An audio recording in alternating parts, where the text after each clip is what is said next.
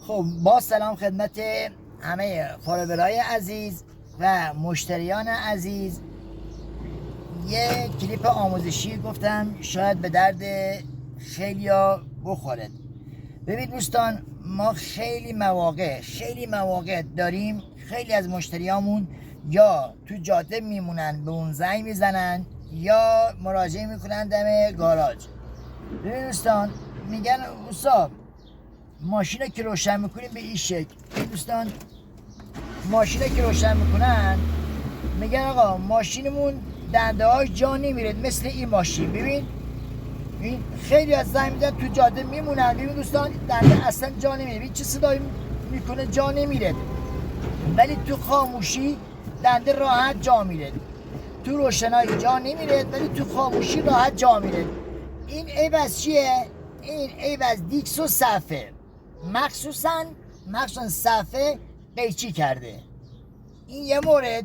ماشینایی که تو جاده میمونن زنگ میزنن تماس میگیرن تو روشنایی ها، روشن بودن ماشین دنده جا نمیره، تو خاموشی راحت جا میره. این عیب از دیکس صفحه میشه. حالا یه مورد دیگه داریم. بیا رو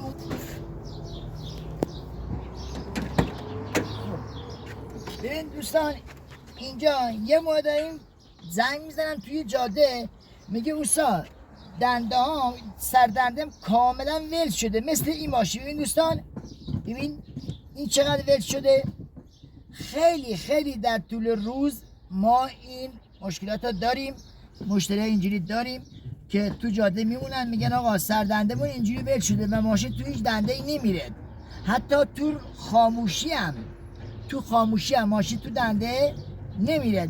این عیب از چیه که سردنده اینقدر خلاصی پیدا کرده؟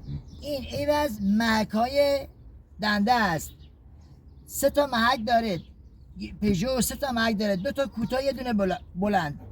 اکثر موقع هم بلنده در میاد یا کوتاه در میاد، بیشتر موقع بلنده در میاد و باعث خلاصی بیشه زده این سردنده میشه و تو خاموشی هم دنده جا نمیره یا ماشین توی دنده مونده فقط اینقدر همه خلاصی پیدا کرده.